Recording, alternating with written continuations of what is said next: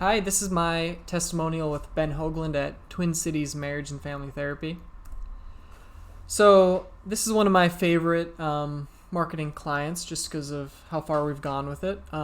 Ben runs his own private practice therapy practice and is a private pay, no insurance, setup. Focusing kind of on the boutique nature of couples therapy.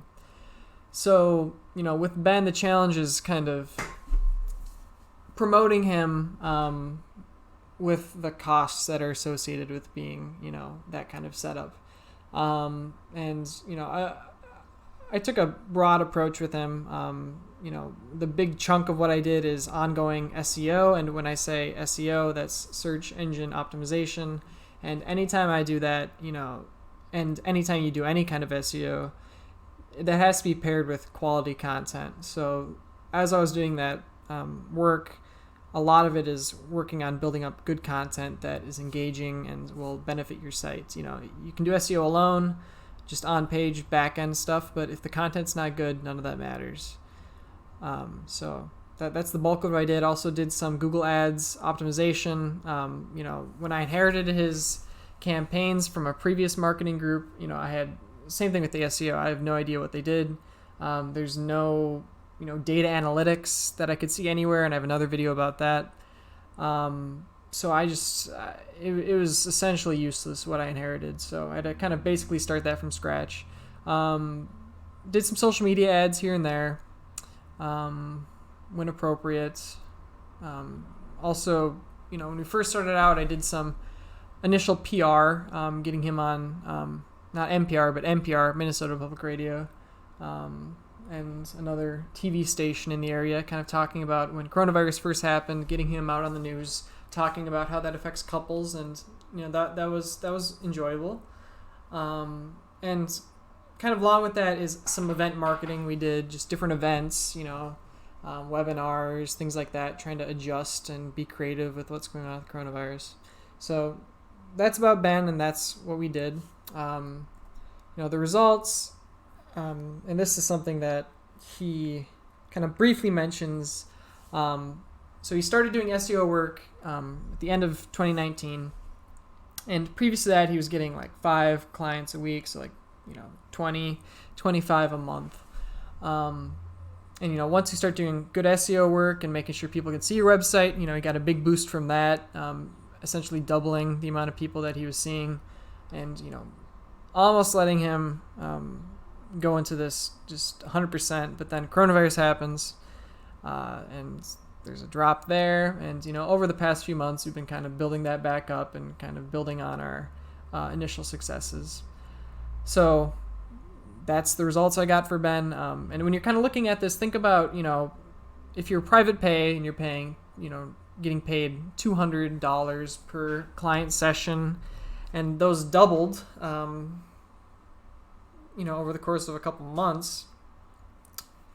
So in his case, that's what, $5,000 a month revenue going up to $10,000. How much would you pay to get those kinds of results? And when I charge, I kind of search for every dollar you put in, you get 3 to 4 back. So this is kind of a case study proving that that's my philosophy and that's how it works. And even after the coronavirus dip, that's essentially what we were getting still. So those are the results. Let's let Ben do the rest of the talking. I won't bore you with the rest of what I'm talking about. Can you kind of describe your practice, how you're set up, like your insurance, things like that? Yeah, I'm a solo practitioner, so I'm the only therapist in my business. I don't take insurance, so I'm exclusively private pay. With some clients that will bill, give the super bill to for them to submit for out-of-network benefits, but I don't take insurance in network of any kind. So, the clients that I'm looking for are the ones that have an understanding of what the benefit of that is, and also understand the benefit of a specialty versus a general practitioner of a sense in the therapy world. And your specialty is couples therapy. Couples and relationships, yep. So, starting with your previous experiences working with marketing agencies and freelancers, what are some of those experiences like? You don't have to use their name or anything, but just kind of keep it vague. Yeah. So the previous company that I worked with, there was not a lot of transparency in terms of what they were doing and how they were doing it and what the direct impact on my business was. I had to chase down information. They would say they were going to do things, and then when it followed through, they would say they would have it done by a certain date, and it wouldn't get done by that date. Felt like it was not a priority to them. Mm-hmm. So was this just one company used? Yeah, there's one other company that I tried before, Paul. Okay. So, part of that, you couldn't tell me what results that they were getting for you because they weren't transparent about it. No, they would show me spreadsheets about what they were working, or they had a Google document that they were supposed to be updating that they never did, but no real clear, this is what we're doing and this is how we're doing it. Makes sense. So how satisfied were you with this service? I would say a 0 out of 5. 0 out of 5. Okay. So when it comes to my experience and knowledge, did you feel like I had sufficient knowledge to help your business? I did. One of the impressive things was the first time that we met, it was a pretty broad, extensive review of my website and what was wrong with it and what would be done in order to correct what was wrong and then what was going to be boosted in order to drive more traffic. Great. Yeah. So just jumping in the deep end. That's how it goes. When it comes to supplementing your knowledge and your level of participation, do you feel like I was able to come up with ways to do that in a creative and useful way? Yeah, since I don't really know anything about it and rely completely on the expertise of other people, I've been pretty impressed with how far you've been able to go with getting things done that I didn't even know would be helpful to the business. So. Exactly. Yeah, and that's pretty common with most therapists and medical providers. I mean, it's not you want to do therapy. You don't want to dink around with trying to think. Right. What can I try this? Is that even an option? I don't care how the clients get to me. Just get the clients. Yep, exactly. Yeah. Hey, that's fair. I understand that.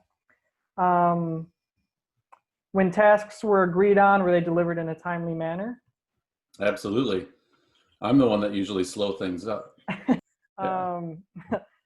When it comes to the results that you can see for your business, can you talk about what that's looked like? Maybe compare before and after in terms of goals, client load, revenue, things like that. Yeah, before I started doing the SEO, Google webpage stuff, I was probably averaging 5 to 7 clients a week. And then that quickly went to 15 clients a week in a matter of maybe a month of things starting up. And then obviously a bit of a slowdown when COVID started, but that decline was pretty minimal, and I was still averaging above where I was prior to starting to work on the website and SEO and everything. So, and now I'm back up to where I was at the peak and still climbing. So right before COVID, and then on track to go higher in the coming Really, months. I think the only bottleneck at this point is just the amount I'm willing to put into advertising, and right now I'm as busy as I want to be. So. Yeah. This is exactly where I want to be, to know that we can push the accelerator, we can step on the gas and increase the number of clients whenever I'm ready. Yeah, because when you started with me, you were working in-house at another therapy group and trying to start your own. Mm-hmm. So as much as I wasn't in another therapy group. I was always in my own practice, but just not doing anything as far as, other than throwing some money at Google ads with no real clear understanding of where that money was going. So perfect.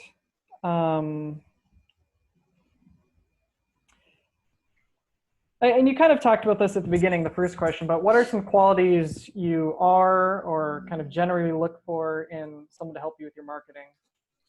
Obviously somebody that knows what they're doing, somebody that doesn't need constant guidance or input into what to what they want, what direction to go in. I'm looking for somebody to take the lead on that and run with it and tell me what needs to get done, and then allow me to make the decision on how much money to spend on it. Okay, perfect. So experience, knowledge, and like self-sufficiency, top two. Yeah, and motivation to get the work done. That gets it done on time when it needs to get done, and don't have to that I don't have to keep following up with where things are at or when things are getting done. Mm-hmm. And communicative, you talked about they were very transparent in the past, so describing every month what's going on, where leads are coming from, the bang for your buck you're getting, all that good stuff. Yeah, those are the big ones. The last one is, are there any other kind of general comments you want to make? Constructive criticism, anything you want me to do better, just as kind of like a 6-month check-in kind of thing? No, in fact, I feel like you've brought more ideas to driving business than I expected somebody in your position to do, from getting into, from doing the webinars to, doing more in terms of getting in touch with some of the more, local news stations and stuff, and following up with that, getting that loaded up to the website, doing a lot of the website content writing, which most places will charge extra for, or not even offer to do. Yeah, and I appreciate it. Well, so that's it for this. We'll move on to our next thing. For this edition of Rate Your SEO Guy, right? Rate SEO Paul. So one quick comment, building on what he said, so as you mentioned, a lot of SEOs, a lot of digital marketers don't really put content on their plate, but if you don't do that, you're not going to see serious gains with your digital marketing attempts. So that's something that I offer with every one of my clients, because I can't see you succeeding without it. Something else, that's kind of an undercurrent throughout what Ben said is that without having quality data analytics to report to him, to be transparent about what's happening, he couldn't know what was happening. So, one of the basic things I do is that very few digital marketers do, which is really depressing. So when I inherited his website from whoever was using before me, none of this was set up, and I had no idea what was working or what wasn't, and basically had to start everything from scratch, which is unfortunate. But so this is my goal tracking, and this is key to any kind of digital marketing that you do. So basically what this is saying is how many people each day completed a type of form to reach out to you to schedule a consultation or made a phone call. And from this, I can tell that, overall things picked up speed. This is from social media, so just from SEO alone, this is the rest. On a good upward trend and clearly making money for him, which is all he's looking for, really. And I can tell where these are coming from. So, if these are how many people reached out to you, and each one is, worth a certain amount, is the money you're putting into your marketing bringing you enough in return? So I can tell what's coming from SEO, what's coming from Google Ads, if you have any Google Ads, Yelp, if you're paying for that, Google My Business, things like that. And I can kind of dig deep and see what's working and what isn't. And I mean, really, if you're doing any marketing with anyone, this is key. And it's really a great sadness that most other marketers aren't doing this. And I don't really have an excuse for that. So that's kind of a little bit more in depth on what Ben was saying, but that should give you an idea of, what Themis is about. Thanks.